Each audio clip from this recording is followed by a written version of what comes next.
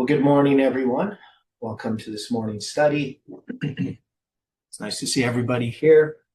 We are, of course, continuing our look not on Jeremiah, but on 1 Kings chapter 13, trying to move into chapter 14 again. But before we do, let's have a word of prayer. Dear gracious Heavenly Father, we are thankful that we can be here this morning. We invite your spirit. And we're thankful for the things that we have been learning as we have studied through 1 Kings. And we just pray for your continued presence and instruction. We pray for one another. We are thankful, Lord, for the answers to prayer that we receive. And we also, Lord, ask that we can have patience for the things that you are preparing for us. Help us to trust in you and to learn as we study together. Be with us now, we pray, in Jesus' name. Okay, so good morning again, everyone. So yesterday, it seems like, it's 2 steps forward, 1 step back, how we move through the Bible, which, it's almost literally that way. Now, what we were grappling with yesterday, a number of things came out of that study. So we're still trying to understand these symbols. And originally we were, zooming into our history. We just kept zooming in by accident. But then we zoomed out again, and we could see that there's an application of this history that applies to Millerite history. And of course, we need to apply it to Millerite history first.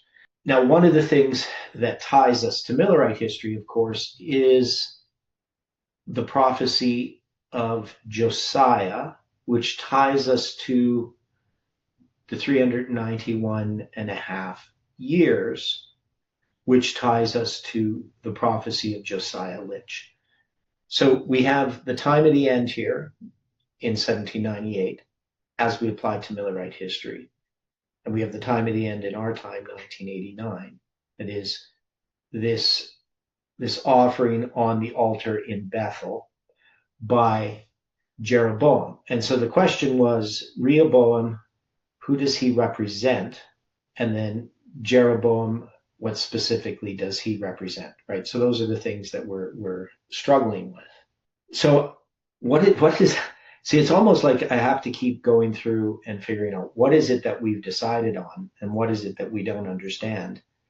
And it seems like the more we study, the more our list of things we're decided on is less, and the things that we don't understand is more.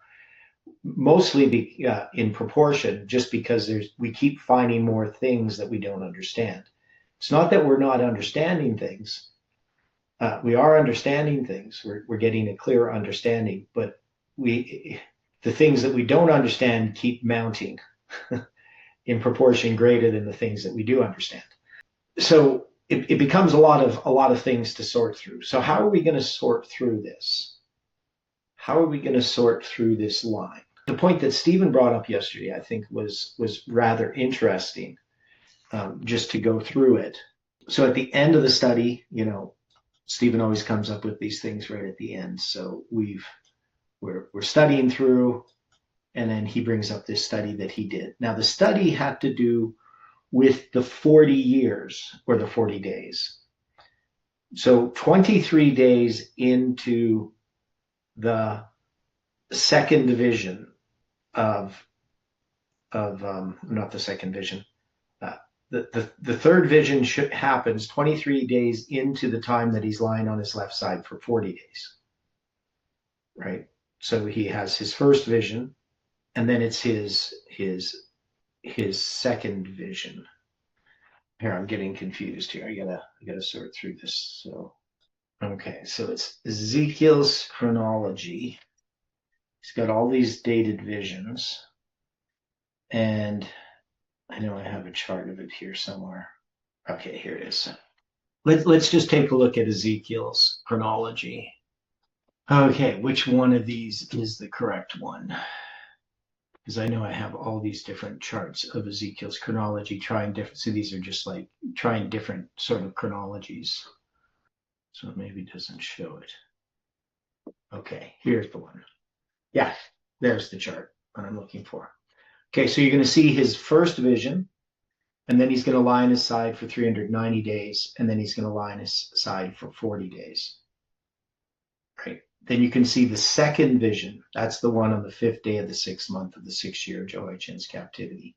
In that vision, it's going to be within those 40 days. So this is one of the arguments I make, that Ezekiel is not lying on his side like day and night. You know, when he goes to bed at night, he's going to lie on his left side. If he lay down for 390 days and didn't move, you know, it doesn't make any sense. But some people think that that's what happens. But anyway, I make an argument that that second vision, where and it says in the 6th year, in the 6th month, in the 5th day of the month, as I sat in mine house, and the elders of Judah sat before me, that the hand of the Lord God fell there upon me. So that's going to be 23 days into the time that he's lying on his right side, right? So the 40 days that he's lying on his right side. So he's in his house, he's sitting in his house. The elders of Judah sit before him. And Stephen brought up that if we take, well, first we have, and I'm trying to remember, so 23 times 17 ends up being 391. So that's significant, right? Because there's the 391 years. So the prophecy of Josiah, which is addressed in the first vision, where he lies on his left side for 390 days and his right side for 40 days, the 40 days is interrupted by a second vision that produces a chiasm, or not a chiasm, but a structure that produces 391 years, right? That makes sense to people? That's interesting. Yeah. Okay. Now, then we deal with the 17th triangular number and the 23rd triangular number. So to try explain triangular numbers, the best way to do it is, I know there's an image I can have. So the number 153 is the 17th triangular number, by the way. So Stephen then ties this to the fishes, right, that are caught by Peter, right? So there's 153 fishes, and that's the 17th triangular number. And the 23rd triangular number, is 267 or 276, right? So that 276, that comes from the book of Acts. So we got these two numbers from the Bible, 276 and 153. What would be the significance of that? Why the 17th and the 23rd triangular number? So why would we do that? Why would we take the 17 days and the 23 days and then find significance in these two numbers? So they're numbers that are important to us, the 153 and the 126. They're symbolic numbers. There's lots of different numbers. They happen to be triangular numbers. So if we add those two numbers together, 153 and 276, and we add them together, we get 429. And if we take 23 times 17, we get 391. Now, if you add 391 to 429, so that is we're adding 391, which we get by multiplying 23 and 17. Then we take the triangular numbers, the 17th and the 23rd, add them together, and then add the 391. We get the number 820, and 820 is the 40th triangular number, which refers to the whole span of time. So what's the significance of that? So we have this mathematical puzzle where it's, the way that I look at it, it's like a checksum. It's something that, a computer term, where you have this like matrix of numbers that you can use to find errors, right? So if the numbers line up, I guess a checksum would be like on the UPC code. where they have the numbers at the end and the beginning. That's like a checksum. Anyway, is that right, Iran? Is I'm understanding the term checksum correctly? It just verifies the whole structure. Yeah, it's the sum of the bits, right? But am I using it like as an analog to what we're doing here? Because it's obviously not dealing with bits. So anyway, I use the term checksum, whether that's actually correct or not. So he says not sure. So I'm just using it as an analog to the idea of a checksum in computers, right? It has to do with the sum of the bits, so they can. It's like counting the letters of a manuscript to make sure there's no errors, right? That is, you don't prove anything by it, except that your structure is sound, that there's no errors. Does that make sense to people? I don't want to be speaking in another language and just saying a bunch of words that don't mean anything. So we have this vision, the second vision, within that 40 days, and it gives us this structure. It would show us that this structure is sound, that how we put these dates together is in this very unlikely manner, that we're going to have these 40 days that are divided by 23 and 17 days. Okay, so hopefully people understand that point. Now, so we have the 390 days, and that he lies on his left side. When he begins lying on his right side, that's the 391st day, right? that he lies on his sides, right? So you get the 391 in there as well, with the 40 days divided by 23 and 17. Now, I bring this up because Stephen brought it up, and I think it's quite interesting. But it's telling us something about this structure when we're looking at the application to Millerite history. We would say, well, Millerite history addresses Revelation 9. It doesn't address Ezekiel, right? So how do we get this connection to Ezekiel and then just say, well, the application, because initially we looked at Revelation, or 1 Kings chapter 13, and we connected it to Ezekiel. And we're the ones with the message of Ezekiel. There is no message of Ezekiel in Millerite history. What there is the parallel to Ezekiel, that is Josiah Litch, right? So the prophecy of Josiah connects us to Josiah Litch. Now, this connection was made in 2016 on July 16th, 2016. I presented at Lambert, or not at Lambert Church, at the School of Prophets, because Lambert Church was closed, right? I'm going to present this connection between the prophecy of Josiah and the prophecy of Josiah Litch, connecting Ezekiel in this 391 and a half, right? This is before we get July 18th or anything, right? Because that's not going to be till 2 years later. So how do we take this connection? So we have this connection between the prophecy of Josiah and the prophecy of Josiah Litch. So what is that telling us about this history, other than the fact that we know that this history is a repetition, right? That is, ours is a repetition of Millerite history. So it ties those histories together.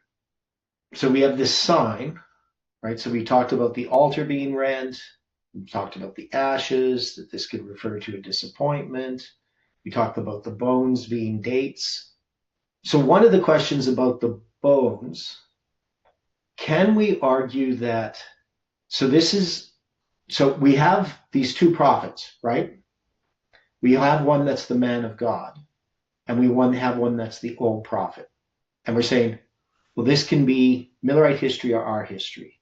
But what if the old prophet is Millerite history and the man of God is our history? Does that make any sense? I know I keep throwing different ideas. Interesting application. Okay. Now, so if we did that, so then we would have to say, well, when the old prophet is telling the man of God to come and eat his bread and drink with him, what would that be if that was the case? If we're going to say that the old prophet is the Millerite history, the Millerite line, and the man of God is our line, what is the mistake that the man of God makes? What is he being told not to do that he then does? Right? We know what it is. It's eating and drinking. But in our time, is there some way in which the old prophet represents either the lines or the prop, because his bones are going to represent these dates. And the bones of the man of God also represents those dates, but those dates need to lie together, right? And they're not going to be disturbed. They're not going to be moved. We have the other bones that are going to be burnt, and we're saying that that refers to a purification. So in the application of the prophecy of Josiah, which is then, so see, I keep wanting to zoom out, and yet I still keep zooming in, because what this zooms into me for, what it brings us to, is July 16th, 2016, where these prophecies come together. The prophecy of Josiah Litch and the prophecy of Josiah, the 391. They come together in our history. Now, when we understand the prophecy of Josiah, it's fulfilled, right? So we have a prophecy that's given, it's going to be fulfilled, literally in that history, 350 years after it's given. But it's typifying our history. In our history, we would have to see the fulfillment of the prophecy of Josiah. And would not that be when those dates, the dates of Ezekiel and the 391, is discovered, right? So we're going to discover these dates. We're going to discover just before July 16th, 2026, what is going to be presented. I'm going to present that. So it's something that I just had discovered. Right? It wasn't something that I knew about. And it came about while I was at the School of the Prophets, because Jeff had asked the class to choose different topics. I ended up choosing the topic of the covenants with Abraham.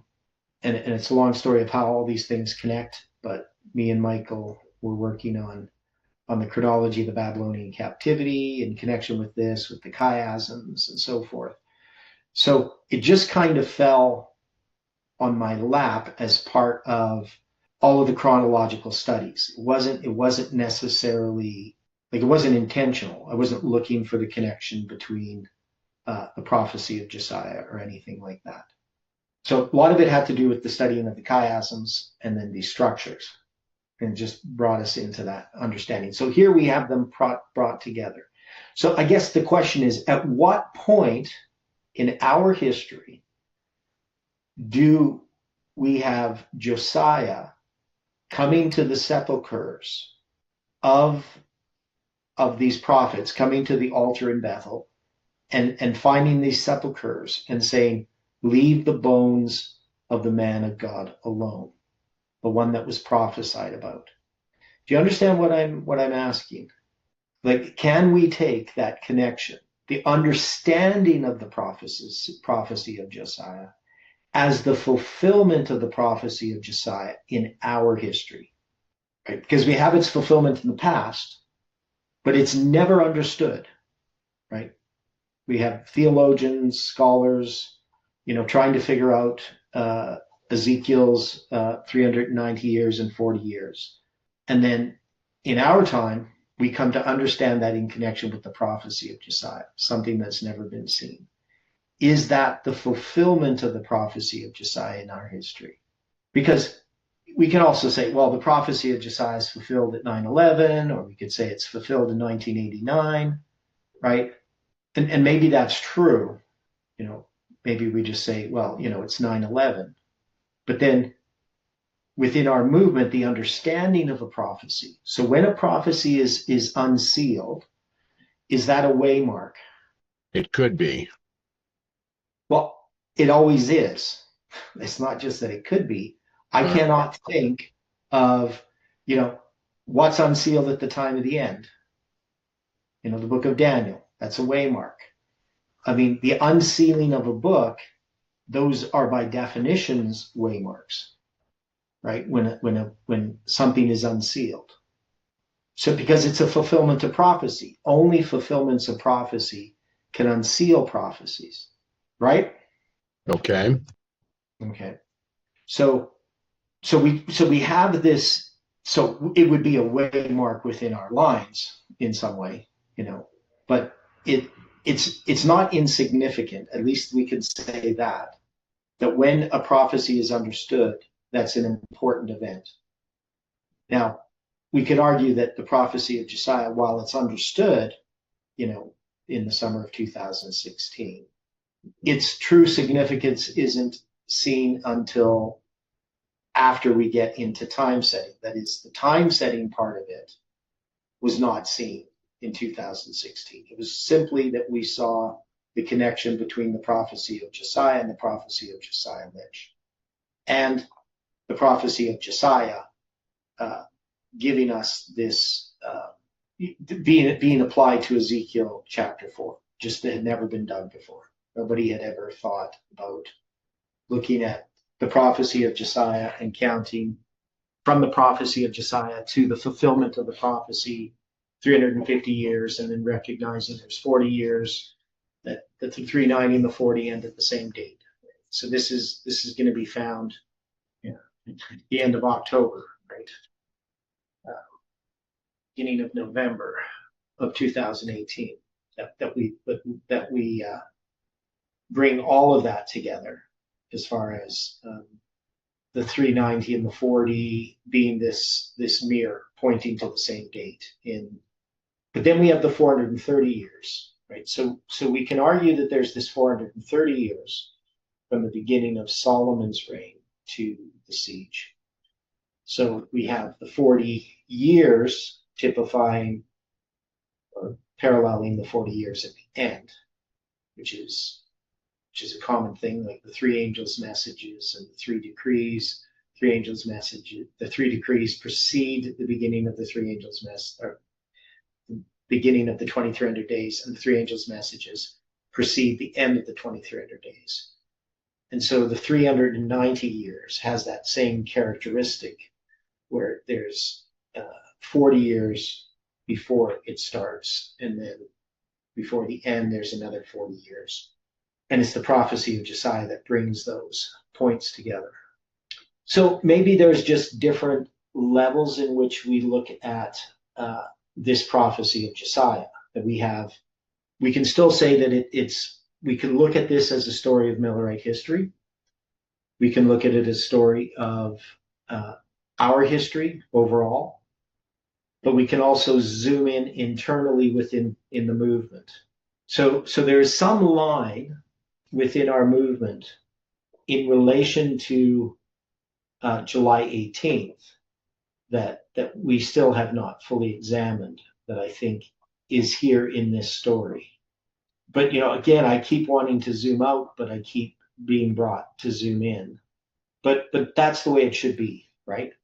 That the light that we get from looking at everything else is in the past brings light to the present. Now, Angela, of course, notes July 16th, 2016 is the 101st anniversary of Ellen G. White's death, because we know July 16th, 2015 was the 100th anniversary of Ellen White's death, when they released the letters and manuscripts. And then it's the 71st anniversary of the Alamogordo A-bomb test, right? So that was July 16th, 1945.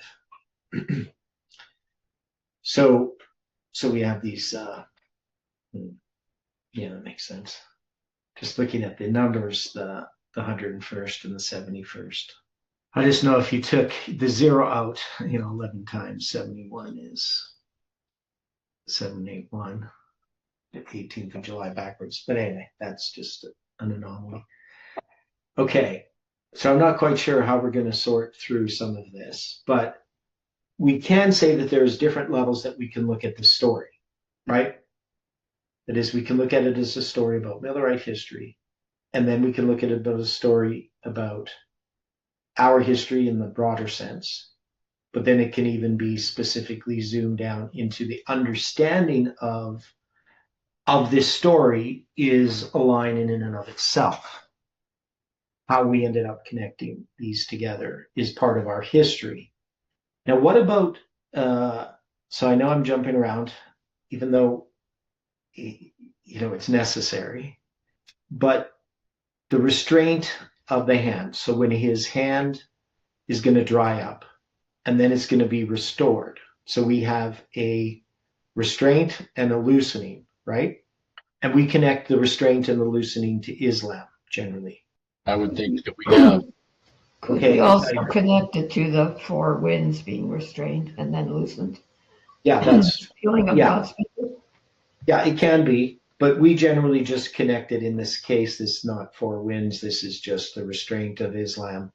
So we have a restraint of Islam on August 11th, 1840. And we have a restraint of Islam at 9/11. Now, his hand is restored to him again. Now, of course, he's not Islam, right? But a restraint and a loosening is a symbol, right? So we have, in our history, we have the restraint at 9/11, and we've often looked for a loosening, right? July 18th was supposed to be a loosening, but that never happened. So we made it. We try to interpret something in the future, a date in the future.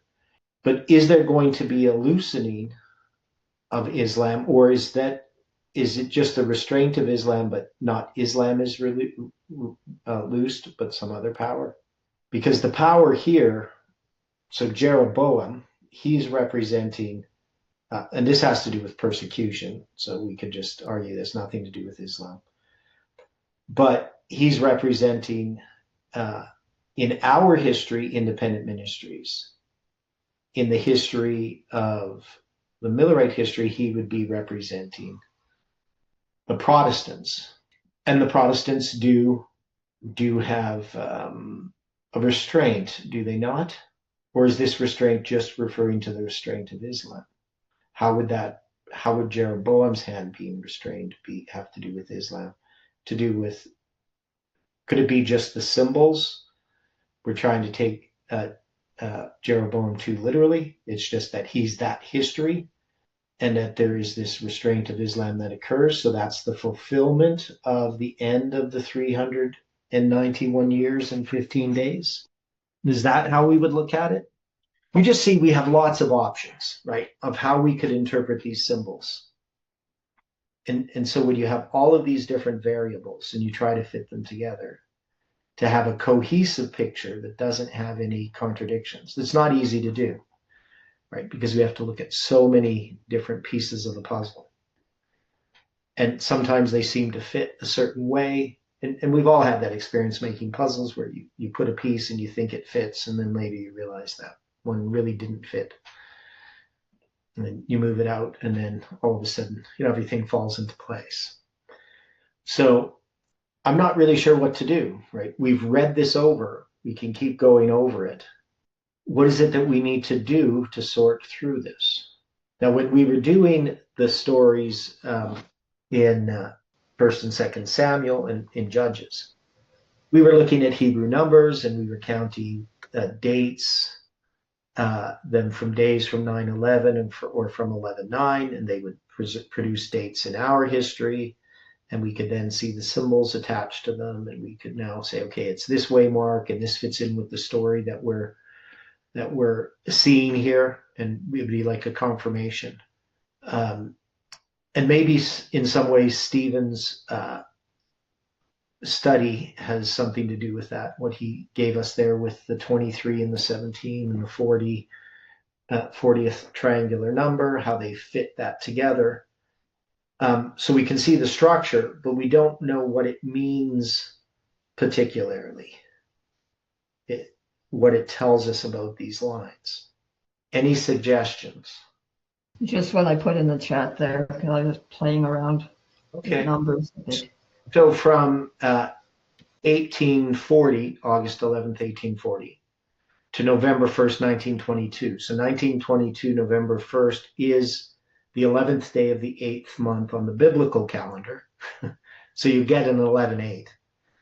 You also get a 111, which is a symbol that we've recognized dealing with January 11th, but this in the case is November 1st. It's just the inversion of those dates. That's going to be 82 years.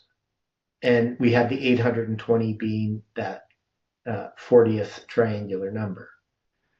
So we got 82, that's 1/10 of the 820, right? And that's just in November 1st, 1922 is when the Sultanate ends. So we have no more Turkish sultans. But we know that it's the restraint of Islam on August 11th, 1840 that is actually the fulfillment of the end of the 391 and a half. So that's the religious or prophetic end of Turkey, of the Ottoman Empire. The secular end is November 1st, 1922, 82 years later. So we have some echoes or resonance of these symbols. So I think those are valid. But, we're not counting days from 9/11 anymore, right? We're trying to step out of that as far as we're trying to zoom out of all of this history. I know I'm doing some calendar stuff. Yeah, I don't know. I'm not sure how we would address this. Well, so we have that restraint. Now he has two offers to eat bread and drink water. So Jeroboam's going to offer that to him, and he's going to reject it. But then this old prophet is going to convince him to disregard God's direct command. Do those represent any particular events or times? Is there any way that we would see that on the one hand, the rejection of the king's invitation, but the acceptance of the prophet's invitation? Is there any symbol in that? And then there's this inquiry, right? So we're going to have, the old prophet, his sons. So who are the sons of the old prophet? We don't even know who the old prophet is yet, right? But if the old prophet is Millerite history, who are the sons of the old prophet? And why do they come and tell him about what the man of God has said? Because the man of God would be this message, right? The message dealing with the prophecy of Josiah, which we connect to our history. And he's going to ask what way the man of God went, right? And so then they're going to tell the old prophet. And he's going to saddle the ass. So he's going to make use of Islam. Yeah. Could this have something to do with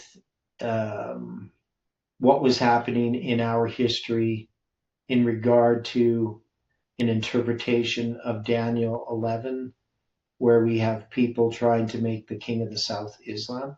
Well, there's that, but there's also July 18th. Yeah, there's July 18th, but this is the old prophet who's going to saddle the ass. Right. So that is, he's going to ride upon that prophecy dealing with Islam. So we're not the only ones who address Islam. Now we have two competing views within Adventism, if you don't count ours, regarding Daniel 11 and the king of the north and the king of the south. So you have some groups which are more connected to Millerite interpretations that are going to have the king of the north being Turkey, right? That's what we see that with Amazing Discoveries. Right. Okay, and then you have the church's position that the king of the south is Islam. Are we familiar with that? Who is the guy that was promoting that? Can't think of his name. Jim Cager. It doesn't sound right, but Okay. maybe it's more than one person. But this would be, back in about 10 years ago.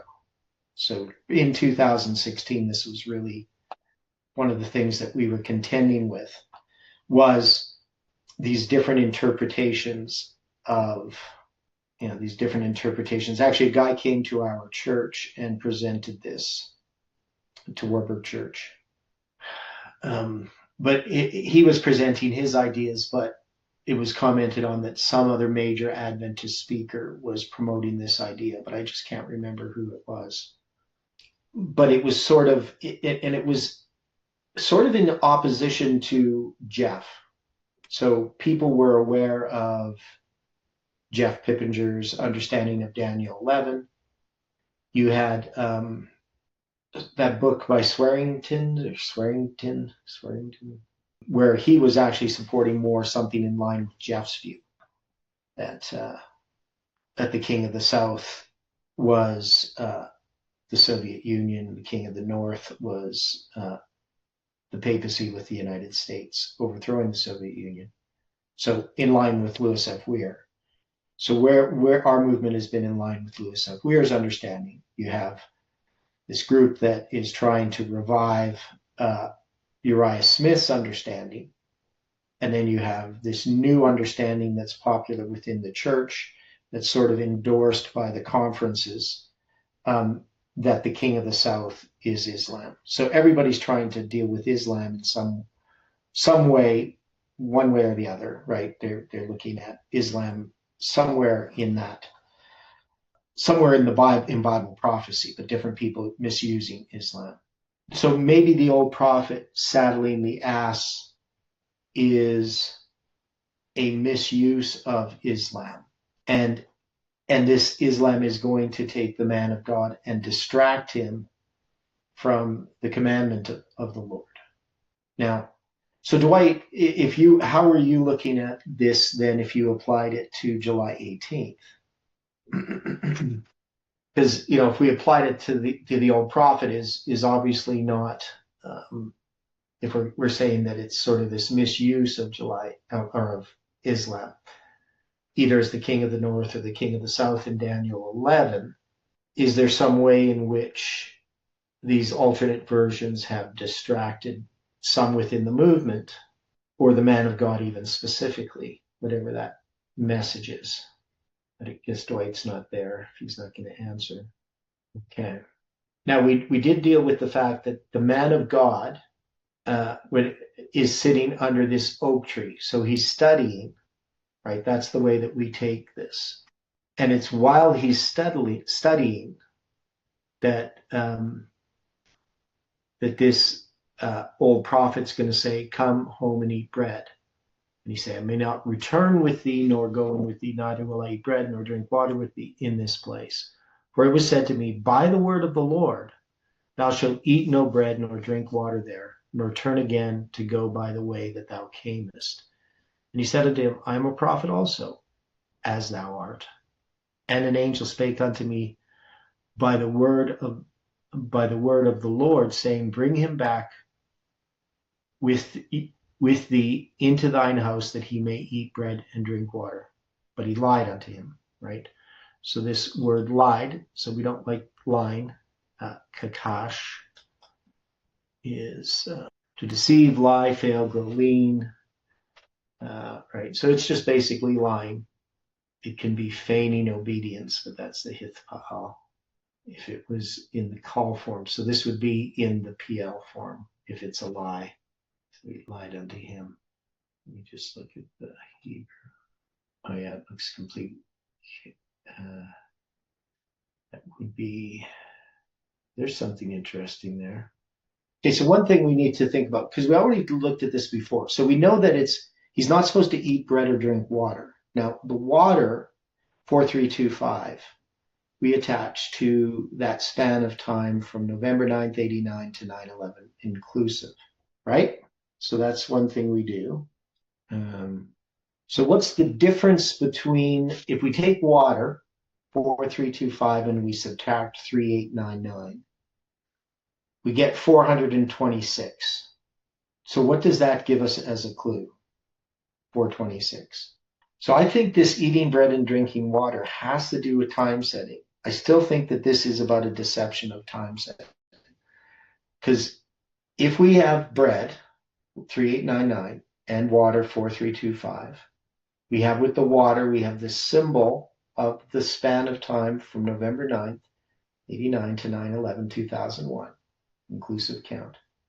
And we subtract from it bread, 3899, we get 426. And 426 is Tammuz 26, the 26th day of the fourth month, which is the date that we use for July 18th. So I still think that after all this examination, we go through this, and Angela has a comment. Old prophet tells his sons to saddle the ass, those he's born and raised, people who accept the old paths. Jeff Pippinger is a man of God in this story, often believed those he regarded as also hearing from God without hearing from God himself as to their legitimacy. Yeah, so I don't think I would put, well, maybe we put Jeff as the man of God, but I don't know who we would put the old prophet as then in that case.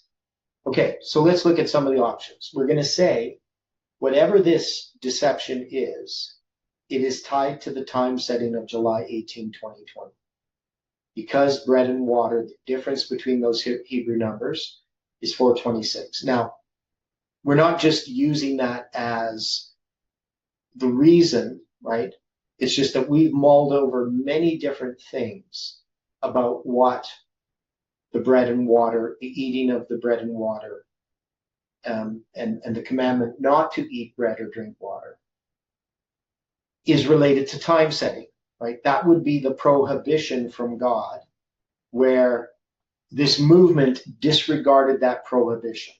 Now, if the man of God is Jeff, then you would have to say that the old prophet is Parminder, right? So we've looked at that possibility. What's the problem with the old prophet being Parminder? Now, we could argue, that Parminder is a true prophet, but he uses deceit. So we could argue that, I guess. We could say, because we've argued that Parminder is a false prophet. He's a true false prophet. Okay, a true false prophet. He's like Balaam. Okay, I was thinking of Balaam. Yeah. Yeah, because there we have a true prophet of God who's definitely not honest, but he's still going to prophesy truth. And Parminder maybe prophesies truth. Now, why he is an old prophet? Why would Parminder? He's not old. So what would the old refer to? Well, he was around, as far as I know, FFA from its inception, or nearly so. Was he not? Yeah, from the 90s. Yeah, okay. So Parminder's there before 9/11. So maybe that's what it has to do with. So then his sons, those would be his followers? Yeah, that's what I'm thinking. Okay. Yeah, this becomes a pretty direct kind of interpretation of it. Yeah, so we definitely could have Jeff being the man of God, or at least FFA in his proclamation of July 18th being the man of God, right? Because, Jeff personally doesn't come up with July 18, 2020, but he's definitely going to present that message. But it has to do with time setting as well. So time setting is the deception. We can agree with that. And we know Parminder is the one that introduced time setting. But we also have Jeroboam. Now, is it true that Jeff rejected time setting from independent ministries? See, I keep wanting to zoom out of this, but we just keep zooming into our history. Well, Jeff did reject time setting. Yeah. So let's say Jeroboam is independent ministries, right?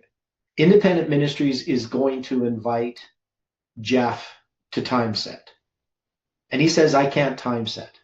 And remember that after Parminder introduced time setting, Jeff is going to do some presentations. Now, he does some presentations in Alberta. I know he does some in the US as well, where he goes through the history of how he rejected time setting in the past, right? When he presents this in Alberta, that's going to be the camp meeting in Alberta from August 6th, 2018 to August 11th, right? So we have a camp meeting in Alberta from the 6th to the 11th. So we got the August 6th anniversary of Hiroshima, and then August 11th being the anniversary of August 11th, 1840, right? So that happens in 2018. And Jeff is going to go through all of this opposition to time setting that he's presented in the past.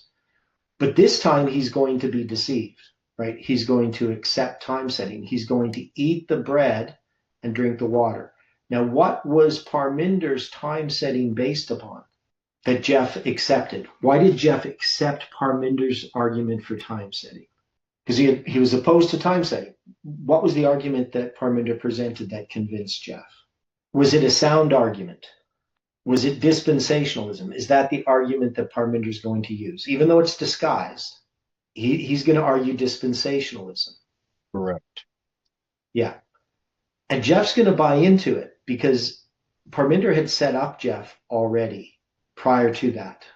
So in 2000, 2016, when Parminder's going to become an elder, I don't know what he was doing before that. But there's these studies that he's doing where he's pointing out basically Jeff is a prophet, right? He's going to go through and show how Jeff is a prophet. Now, there's some people that are going to object to that, but most of the movement just kind of accepts it. And part of this is Parminder's placing himself to, when Jeff retires, that he can then be Elisha, right? That's kind of the idea that's going around. And people are talking about it. Like Colin's doing a presentation in Alberta here in his Saturday night studies, showing that Parminder is going to be inheriting the movement. Now, I found this kind of odd, because, and I'm not trying to criticize Colin here, but Colin has kind of claimed that he never trusted Parminder, but he definitely did, because he's predicting that Parminder is going to become the leader of the movement. So I don't think, and he's thinking this is a good thing. So sometimes when we go back over, things that happen, we leave out some details or we rewrite our own history. I'm sure we all do that to some degree, right? Our memory gets a bit more selective. We remember the negative things that we thought about Parminder. But, I can say that a lot of us trusted Parminder. We didn't see a problem with him. We know in retrospect, we can look back and see some of the doubts we had, but we wouldn't have expressed those doubts or thought they were significant at the time. It's only in retrospect that they become significant. And that's why I'm bringing it up. It's just that, we were deceived, right, by Parminder. And Jeff was deceived by Parminder. And the argument that he made was disguised. It wasn't clearly that he's saying, I'm using a dispensational argument, but he used the argument from that, using something that Jeff had taught regarding no public evangelism. It had to do with the time that we're living in. But Parminder took it a step farther. And in that, so I wasn't really a fan of it, except I can tell you, I recognized what it was, but I did consider it because it was the type of dispensationalism I grew up with my dad, right? But I understood the implications of it, I think, more than most people did. And so in 2019, so a year later, when we had a camp meeting again in Alberta at Pigeon Lake, that a test had presented about there's not going to be a Sunday law. Now, so I'd seen the dispensational argument regarding time setting, and then I understood as how she was presenting this was the same dispensational argument. That is, in Ellen White's day, it would have been a Sunday law if they had the mark of the beast. But in our history, it was going to be about human rights, right? That's what it was going to be about. So wokeism is really the test. So Adventists were going to be tested not about Sunday, but about wokeism. Okay, so are you going to accept homosexuals? Are you going to do this and that? Now, I asked Tess about it because I understood if this was true, then my dad was correct. And I had to look at everything that I had ever thought and sort of fit together in this puzzle how this would fit. And if that was true, we would have to say, well, Ellen White was just a Protestant woman in the United States in the 19th century.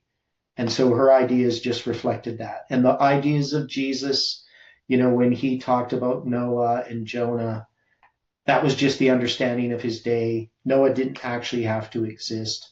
Jonah didn't actually have to exist, right? You can take these, everything becomes myth in the Bible. You destroying the foundation of Scripture. So, but there are people who do that and still retain some sort of Christianity, right? Some kind of mysticism. And so I understood what the choice was. And the question is, how would I test that? Because we're subjective creatures. We have feelings and emotions. So looking back at that situation, we can say that this eating of this bread and this drinking of this water that was being provided, that was being suggested to the man of God, to Jeff, to FFA, was the Protestant methodology and the Protestant understanding. And not just like the evangelical Protestant, but even the Protestant understanding that I grew up in. Yeah, liberal Christianity. And that Jeff actually accepted that, right? He was deceived and he ate the bread and drank the water. And that brings about the end of FFA, right? So Parminder's prophecy is not that Parminder prophesies, well, he does prophesy the end of FFA. To be honest, they actually state that FFA is going to be no more. And they do gloat when FFA ceases to exist after July 18th, right? So people are aware of that. Is anybody not aware of the gloating that went on with the fall of FFA? I've heard things on Facebook, people mention it. Yeah. So people from Parminder's, not Parminder himself, I didn't see anything where he gloated. He did predict the fall of FFA, that July 18th was going to fail, and that it was false prophecy. And then some of the followers, mocked afterwards, and especially when the School of the Prophets was sold and all that. So, so it was prophesied. Now, so the man of God is killed by this lion, but the lion does not tear the ass. So the lion and the ass stand over the body of the man of God, right? The old prophet comes with his ass. He takes the man of God's body back and buries it. And then he wants to ensure that his bones are buried with the man of God. So he's going to be buried with the man of God's bones when he dies. And those bones would be the dates. So we would say that the man of God's date is the July 18th date, and the old prophet's date is November 9th. So that's consistent, right? It gives a consistency to the story because it gives us specifically Parminder being the old prophet. The problem that we had to do, so he was raised Sikh, I believe. Angela asked if he was raised a Sikh, which I believe he was. Singh means lion. Well, that's interesting. Singh. So what is Singh exactly? Or is it Sikh means lion? Well, I was told that all the baptized Sikhs took Singh as a surname. Okay. And it means lion. Okay. So they would be Parminder, Bryant, Singh? If he was baptized Sikh, he could use Singh, yeah. Okay, yeah. So it's Punjabi, and a Sikh name is Parminder, which means Lord of the Highest or God of the Highest. Parama, Supreme Indra, Lord, Parminder. Okay. And then, so his Bryant name, okay, what am I doing here? So it's Punjabi, means infinite, limitless, or without end. It's usually used by Sikh families, sometimes in conjunction with Singh or Kaur. So they might be like Bryant Singh or something like that. Okay. So it's definitely a Sikh name. Okay. So anyway, it might be, the lion symbolizing Parminder, maybe personally or something. I don't know. But anyway, we have this lion is going to, stand there along with the ass over the body of the man of God. And then we know that the bones of the man of God and the bones of the old prophet are not to be moved out of the sepulcher. They're not going to be burnt, right? So you find all of these other bones are going to be burnt. We could say burnt refers to being purified. But that makes sense in the context of how we apply it in our history. So I still think that we can apply this to Millerite history, though. So if we were going to apply it to Millerite history, and we have the old prophet, and we have the man of God, where is the deception there? That's what we're going to have to study. Because I want this to be finished. Sometimes we have to move on, but sometimes we have to go over things and until we sort them out. And I think that we can sort this out. I don't think we should leave off just because we're having this trouble. Because the problem isn't with the text. The problem is with our understanding. So we're saying that the prophecy of Josiah, which the man of God is going to give, is that prophecy connected with July 18, 2020. The old prophet, he has his own dates, right? His own time setting, his own methodology, his own bread and water that he's going to make the man of God eat. So the man of God is going to accept the November 9th date, right? Initially, and then have this proclamation of the July 18, 2020 date. And the thing that I like about this, just from a contextual point of view, to sort of tie this up. So I'm going to take that when we have this prophecy of Josiah, that prophecy is fulfilled in 2016. That is, in the understanding of the prophecy of Josiah, we're going to have that study on July 16th at the School of the Prophets instead of Lambert Church because of the power outage.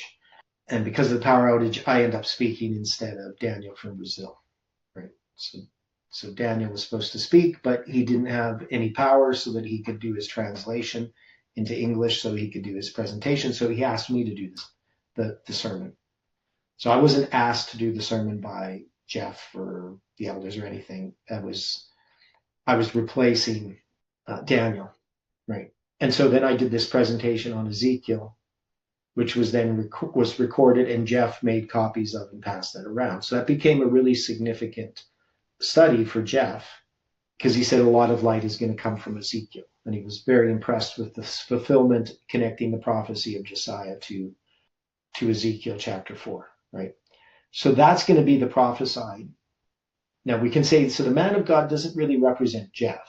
It represents the movement of FFA because that's where but Jeff is going to share that study, right, of the 391.5, connecting Ezekiel and Revelation 9 and Ezekiel 4, the prophecy of Josiah and the prophecy of Josiah Litch. Then he's told not to time set, right? He's not going to eat bread or drink water. This is this prohibition. But then he's going to be deceived by Parminder, right? So Parminder's movement is a deception. So we can see Jeroboam represents independent ministries. The man of God represents FFA. And the old prophet represents Parminder's part of the movement. And it's going to use the dispensational argument. Now, we could even say it's an old prophet in the sense that Parminder is using Jesuit understanding, right? He's using deception. So maybe that's the part of him being old. Satan is a liar from the beginning. So the deception goes back to Satan. He's the father of lies, right? So maybe that's part of it in him being the old prophet. But there's a truth there, and the truth is that date, the November 9th date. So the November 9th date. Now, we could even also argue that that, there's, in a broader sense, the other date is 9/11, right? Even though Jeff isn't prophesying 9/11, but that is our line. Our line is about 9/11. 9/11 is, right, the third woe. So it's just when we zoom in that we ended up with the July 18th date, in a sense, if you understand what I'm saying. And we already connect 9/11 to the 391.5 to August 11th, 1840. We have 391 times 1840 equals 2001 times 360, right? Is that correct? People know what I'm talking about? Right. So there's a number of ways I could do the math, but I could just say simply, 2001 divided, or go times 360. And if we divide this by 1840, you get 391.5, right? So there is that mathematical connection between those dates. So we could argue then that there's two ways we can look at it, right? We can look at, August 11th, 1840 being parallel to 9/11. So in Millerite history, it's August 11th, 1840. In our history, it's 9/11. The doctrine of the Protestants is the bread and the water. In Millerite history, it's going to be the Protestant understanding, which is filtered through Jesuit, through Parminder in our time with time setting. But we can also zoom into November 9th and July 18th.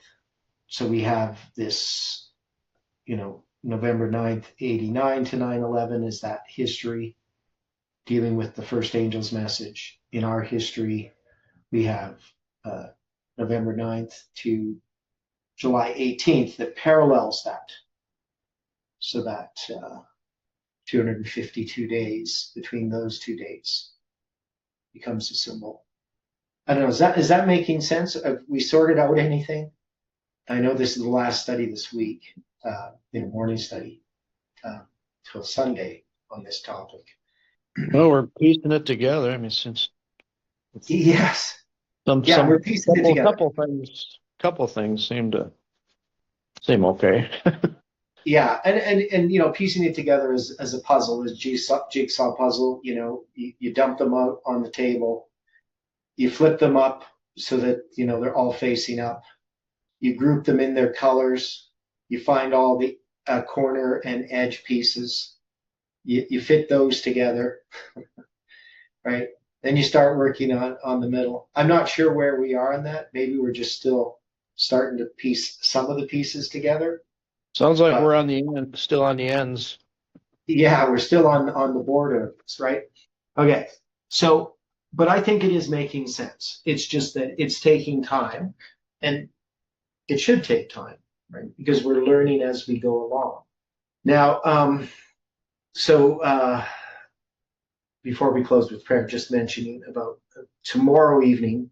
So we're going to have the study dealing with, I'm going to read chapter 1 of my book I think I'm going to change the name to God's Calendar instead of the long name of whatever I had for the study. This way relates to God, which it should. Yeah, well, the astronomical basis for the calendar, or the architecture of time. Architecture of time seems too pretentious. Well, probably everything I do is pretentious, so even God's calendar is pretentious. But it's shorter, right? So I'd rather have a shorter title for the videos. But it is interesting that the things that we're going to learn are going to relate to what we've been studying, obviously, because we're dealing with calendars and dates.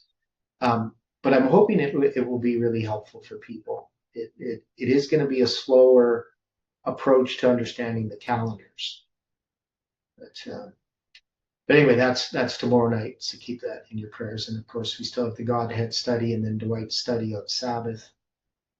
And so there's lots of things to think about and pray about. There's different things in people's lives. People who've asked us to pray for them. So, I'm very busy when it comes to writing and preparing books and materials and stuff for studies. And I'm sure everyone else is, but I'm happy with the progress, even though it is slow. Okay, any final thoughts before we close with prayer? Okay, well, let's pray. Dear Father in heaven, thank you again for the study and for each person. We know, Lord, that you have been blessing us as we study together. And even for those that watch on YouTube, we ask, Lord, that you can be with them, that your angels can watch over them. We pray for the people that we are praying for that are on our list personally, and that some that we've prayed for here, even within the group. And we ask that your healing hand can be upon those that are sick, and that you can also heal us in our hearts and minds from the damage that is done from sin, that we may reveal your character to the world. So be with each one, bring us together again to study these things, is our prayer in Jesus' name.